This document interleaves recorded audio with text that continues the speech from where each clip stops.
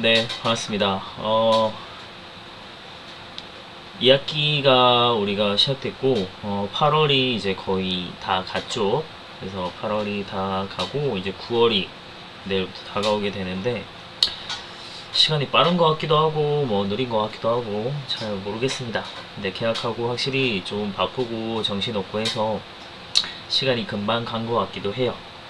우리가 그래도 한 8월 한 몇 주간 이렇게 보내면서, 음, 2학기 때 우리 수업을 좀 진행을 했잖아요. 그래서 서양사 우리 지금 근현대사 2학기 때 들어가는 부분인데 음, 제일 처음부터 이제 혁명사를 배우기 때문에 사실 혁명사는 좀 어려워요. 그래서 여러분들이 확실히 좀 어려워할 거다라고 예상을 하긴 했었는데 제 예상보다 더 어려워하는 것 같기도 하고 네, 표정을 보면 정말 네 정말 단 1도 이해가 안 간다는 표정으로 저를 보고 있기 때문에 저도 수업을 하면서 참 미안해요. 그래서 좀 더 쉽게 설명할 수 없을까 해서 저도 나름대로 엄청 고민을 해서 좀 쉽게 설명하려고 많이 하고 있는 편인데 음, 혁명사 자체가 좀 쉽지 않아요. 용어나 이런 것도 되게 어렵고 우리한테 다 낯설고 이런 것들이 많아가지고 좀 그런데 음, 그래도 너무 좌절하지 말고 이거는 사실 혁명사는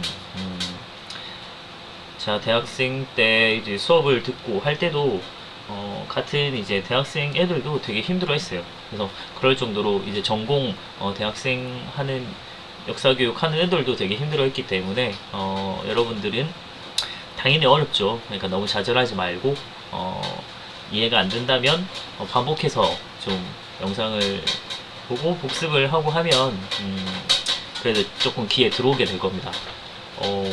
밖에 비가 많이 오네요. 소리가.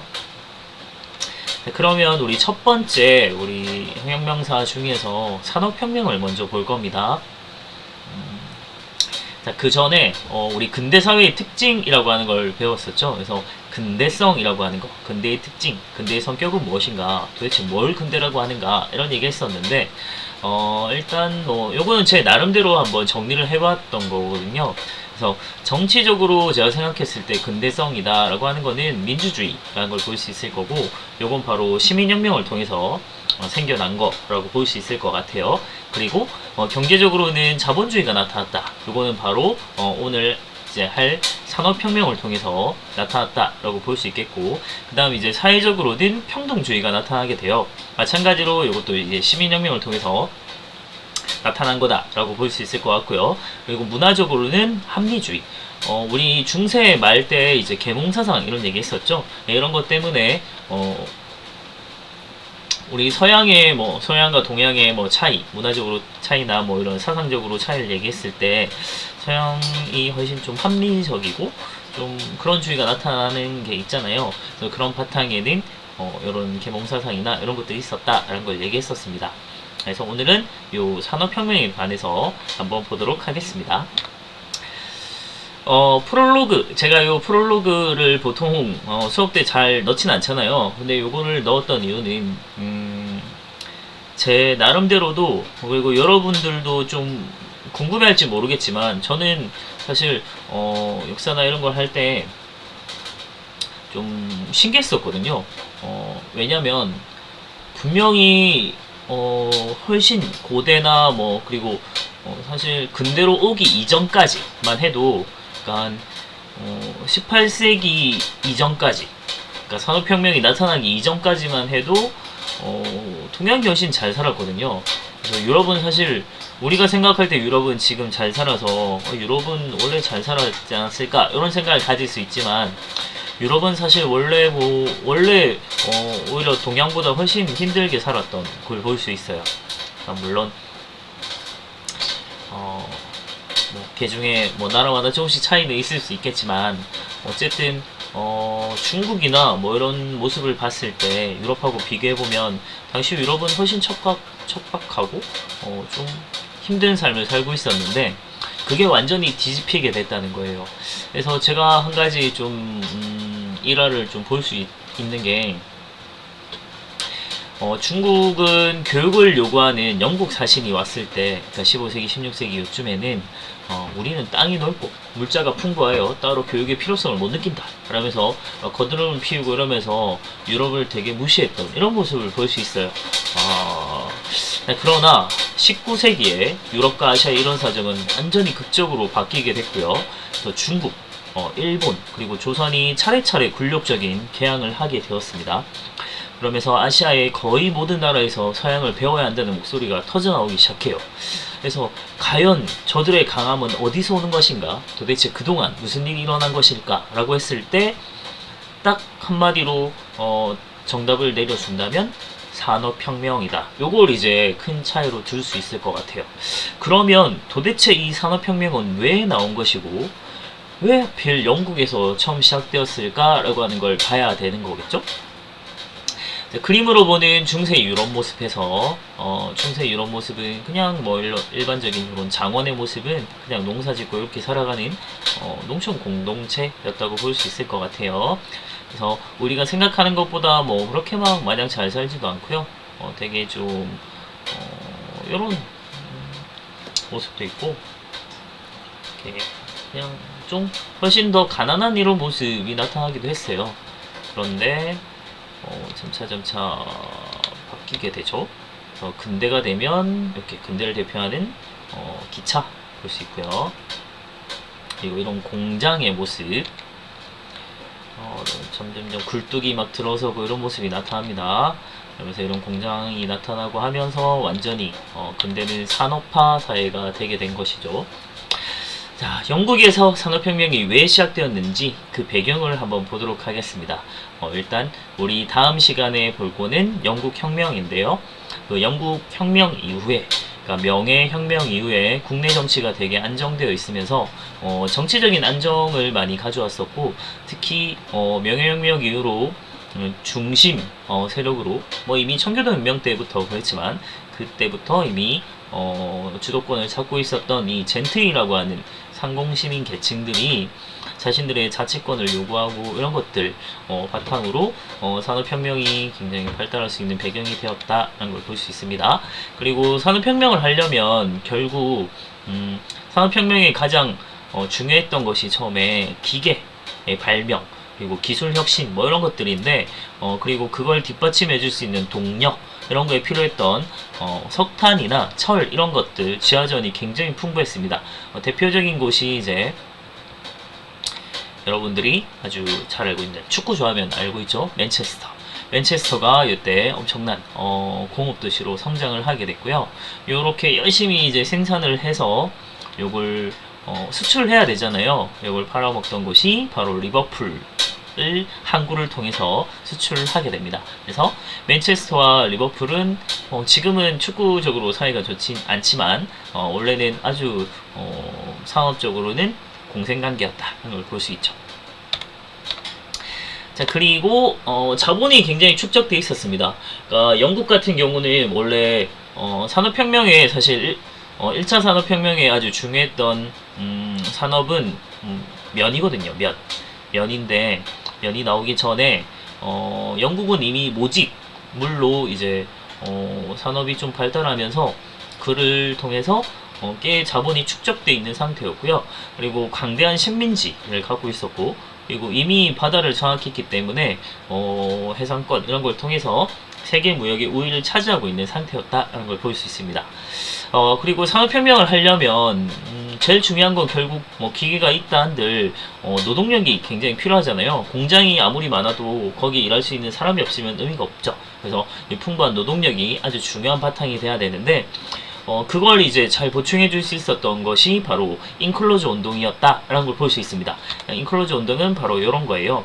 인클로저. 그래서 울타리 치기 운동이라고 하는 겁니다. 영국 지주들이 농민 경작지와 공유지에 울타리를 쳐서 자신의 소유지를 양목장으로 이제 삼은 운동입니다.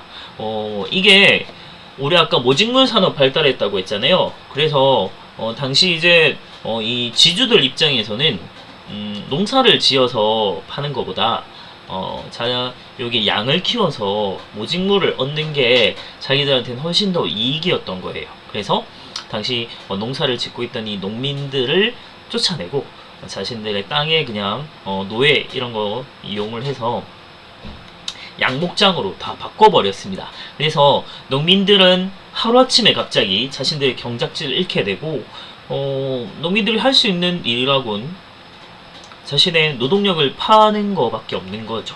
그래서 도시에 가서 도시에는 일거리가 있으니까 일자리를 찾아서 도시 노동자로 가게 된 거죠. 사실은 자신이 원래 평생 농사짓고 살았던 곳에서 쫓겨난 거죠.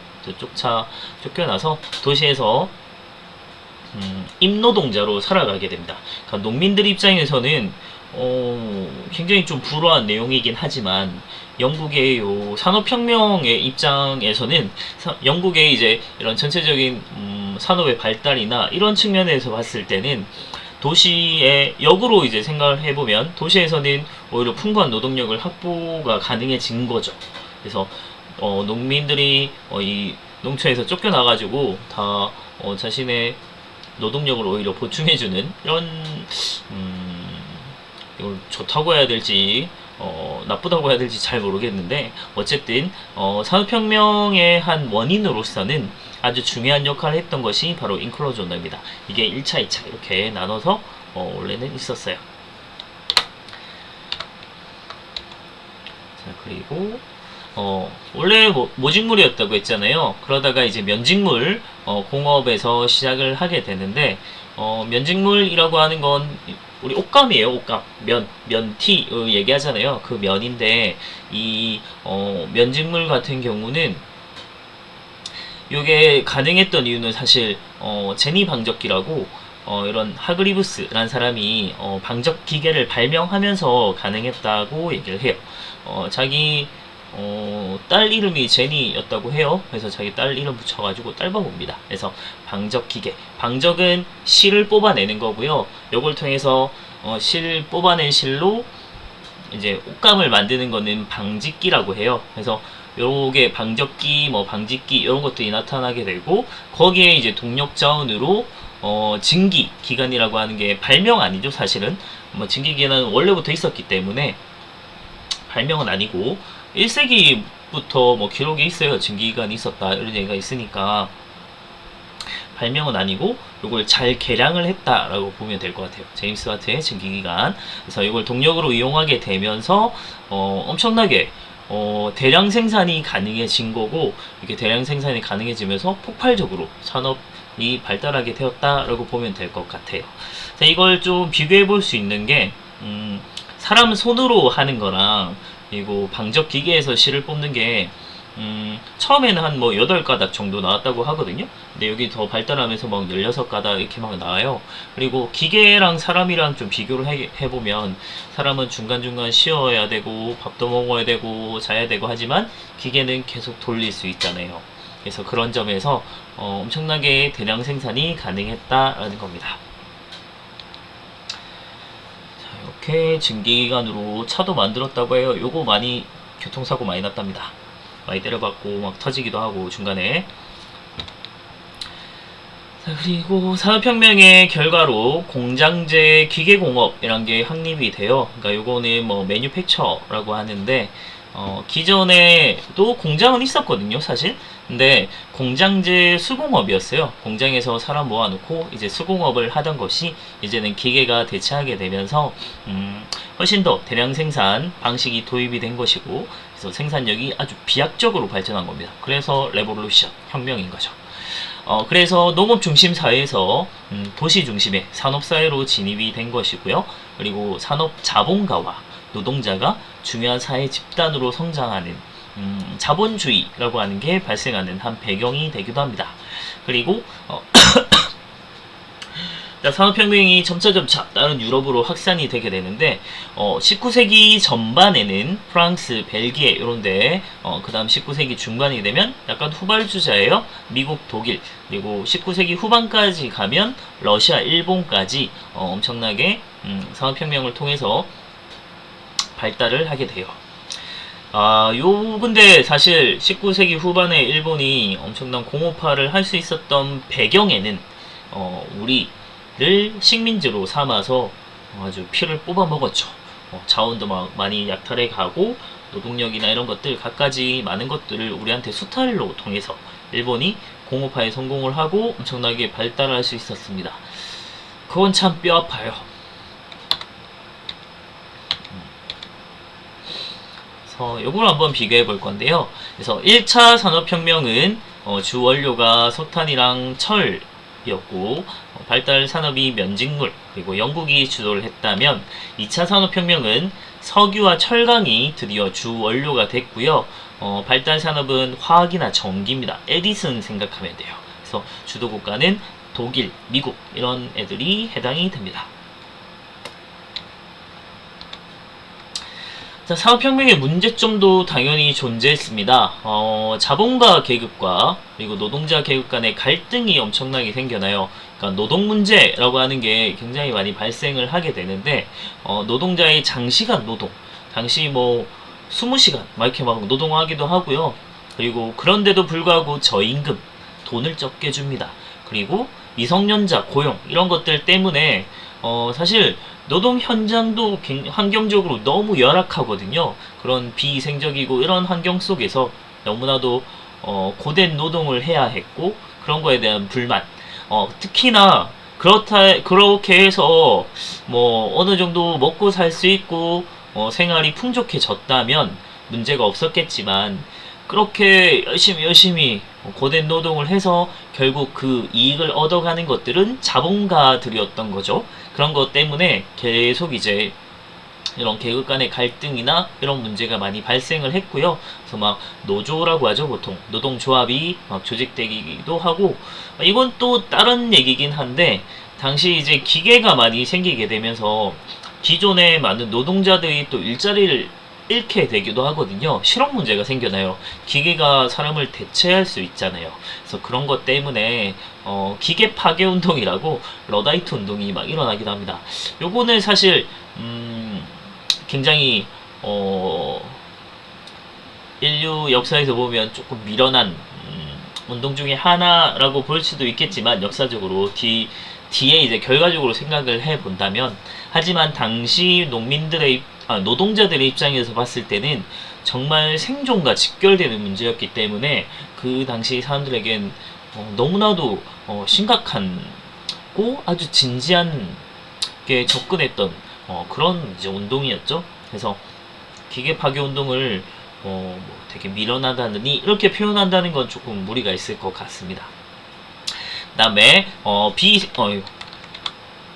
비위생적인 작업 및 주거 환경 도시에 너무나도 많은 사람들이 갑자기 급격하게 모이게 됐어요. 그래서 도시 자체가 거의 뭐 슬럼가나 이런 데처럼 너무나도 비위생적인 주거 환경을 갖추고 있었고 그리고 각종 전염병이 발생해요. 왜냐면 너무나도 많은 사람들이 도시로 갑자기 모이는 바람에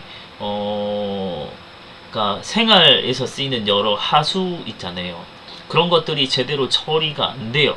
그러다 보니까 물이 막 오염이 되게 되고 그러면서 그런 물을 통해서 계속 전염병들이 더더욱 이제 악순환이 반복되는 그런 상황이 나타나게 됩니다. 그래서 그런 도시 문제도 너무나도 많이 나타나죠. 그리고 그러다 보니까 많은 사람들이 이런 자본주의에 반하는 생각을 가지게 되죠. 그래서 그런 것들을 통해서 사회주의 사상이 등장하게 되었다라고 볼 수 있을 것 같아요. 사회주의 사상의 이런 환경입니다. 이런 소녀도 아주 미취학 아동인 것 같은데 노동을 하는 걸 볼 수 있고요. 결국 배를 채우는 건 자본가다 이런 걸 볼 수 있습니다. 그래서 사회주의에 관해서 좀 자세히 보면 우리가 좀 힘들 것 같고 좀 간단하게 좀 보겠습니다. 사회주의라고 하는 거는 사실 우리가 되게 자본주의에 엄청 반대말처럼 생각을 하지만 우리가 요 엄연히 좀 구분을 하자면 요 밑에 나와 있는데 우리가 흔히 사회주의다라고 하는 거는 정치 체제입니다. 정치 체제고 그래서 사회주의에 좀 반대되는 거라고 대립되는 거라고 볼 수 있다면 자유주의라고 보는 게 맞을 것 같아요. 근데 요거가 어떤 차이냐면 자유주의는 말 그대로 자유가 더 중시하는 거고, 그러니까 아예 자유 빼고 나머지를 다 무시한다 이런 게 아닙니다. 그래서 우리가 기본적인 인권이 자유와 평등이라고 봤을 때 자유를 조금 더 중시하는 게 자유주의라고 본다면, 사회주의는 자유보다 평등을 조금 더 중시한다 이렇게 보면 될 것 같아요. 그리고 요게 경제체제로 좀 나타나게 되면 아무래도 좀 더 자유를 추구하는 곳에서는 자본주의 경제체제를 택하는 경우가 많고요. 그리고 사회주의에서는 평등이나 이런 걸 좀 강조하다 보니까 공동 생산하고 뭐 공동 분배하자 이런 얘기를 하는 공산주의 경제체제가 나타나는 경우가 많았죠. 근데 요거는 엄연히 따지면 정치체제와 경제체제라고 좀 구분을 해야 되는 것이고, 그래서 자유주의는 자본주의, 사회주의는 공산주의 이렇게 이제 연결 똑같다, 이퀄로 보면 안 되는 거예요. 그래서 좀 구분했으면 좋겠고, 사회주의에서도 자본주의가 나타나는 경우가 요즘 생겨났죠, 이미. 그래서 러시아나 이제 중국 같은 경우는 사회주의 국가지만 자본주의 체제로 가고 있습니다. 그래서 대체로 여러 나라들도 이제 사회주의 체제에서 사회주의 정치 체제와 체제지만 자본주의를 택하고 있는 나라들이 더더욱 늘어나고 있는 거죠. 여전히 공산주의를 이제 하고 있는 나라는 북한, 이렇게 보면 돼요. 그래서 이 사회주의라고 하는 게 기존의 자본주의가 갖고 있는 문제점이나 이런 것들에 대해서 어떻게 이런 걸 사람들이 다 같이 잘 살 수 있을까 고민을 하다가 평등을 강조하는 이런 사회주의가 등장을 했다 이렇게 보면 될 것 같아요. 그래서 어찌 보면 자본주의 체제 속에서 탄생을 한 거라고 볼 수 있는 거죠. 물론 자본주의에 반대하는 거지만. 그래서 이걸 주장했던 주된 사람은 바로 칼 막스라고 하는 사람입니다. 보통 우리 뭐 마르크스라고 하는데 막스라고 하는 게 맞을 것 같고요. 이 사람하고 뭐 엥겔스라고 하는 사람이 같이 이제 연구를 해서 막 책을 써내고 해요. 이런 걸 통해서 사회주의가 정립이 됐는데, 대표적인 이제 책이 뭐 커뮤니스트 매니페스토라고 이제 공산당 선언이라고 한 책이 있고요. 그다음에 유물론, 뭐 자본론 이런 것들이 있는데, 개인적으로는 이게 예전에는 금서였어요. 우리나라에서. 여기 아무래도 뭐 빨갱이 책이다 이렇게 해가지고 막 금서고 했는데, 저는 좀 이 자본주의라고 하는 이 구조적인 문제점은 분명히 존재하거든요. 자본주의를 뭐 부정하고 싶은 건 절대 아니에요. 절대 아니지만 자본주의가 갖고 있는 문제점은 분명히 존재해요.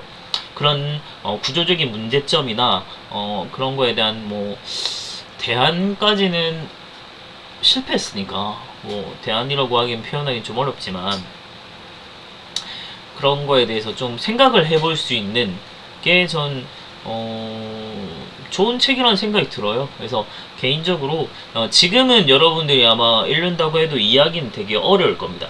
근데 여러분들이 성인이 되고 충분히 이제 어느 정도 성장한 다음에 사회도 접해보고 그러면서 이제 공산당 선언이라고 하는 책을 한 번쯤은 뭐 읽어보는 것도 뭐 괜찮은 것 같아요. 여러분 기회가 닿으면 한번 보는 것도 괜찮습니다. 도서관 우리 학교에 좋은 책 많거든요. 그래서 한번 읽어보시고, 그 다음에 그래서 우리가 흔히 얘기하는 자유주의, 자본주의랑 이 사회주의, 공산주의를 조금 구분해서 한번 보려고 해요.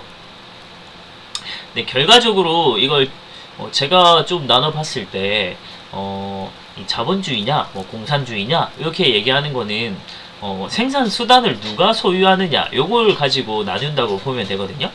그래서 우리가 지금 하고 있는 이 자본주의 경제체제에서는 이 생산수단을 자본가, 대체로 자본가, 그냥 개인이 소유한다고 생각을 하면 돼요. 그래서 이런 데서는 개인의 성장이나 이런 자유 이런 거 추구하면서 이제 효율성을 추구하는 거라고 보면 되고요. 그리고 공산주의는 공동 생산하고 공동 분배하고 이런 거니까 아무래도 생산 수단을 공유하자는 겁니다. 근데 어느 개인이 맡기고 공유하는 건 좀 그렇잖아요. 그래서 대체로 국가가 소유하게 되는 거죠. 그래서 국가가 가지고서 공유하는 이런 형태로 가게 됩니다. 여기에서는 성장보다는 좀 분배를 하는, 분배가 더 중요하다 이렇게 보는 입장이고, 아무래도 이제 추구하는 건 평등이겠죠. 이제 이렇게 이제 사회주의를 사실 되게 어려운 개념인데 아주 뭐 짧게 아주 간단하게 그냥 한번 설명을 해봤습니다. 그래서 사회주의, 우리 오늘 포인트는 산업혁명이죠. 그래서 산업혁명에 관해서 한번 우리 가볍게 한번 봤고요. 우리 2학기가 이렇게 이제 쭉 시작이 될 겁니다. 그래서 우리 처음 산업혁명을 시작했고, 그 다음에 우리 영국혁명을 볼 거고요. 그 다음 이제 프랑스혁명, 그 다음 미국혁명, 이런 식으로 쭉쭉쭉 한번 나아가 보도록 하겠습니다. 여러분들 많이 어렵겠지만 저를 믿고, 저를 믿으셔야 됩니다. 그래서 믿고 잘 한번 가보도록 하겠습니다. 감사합니다.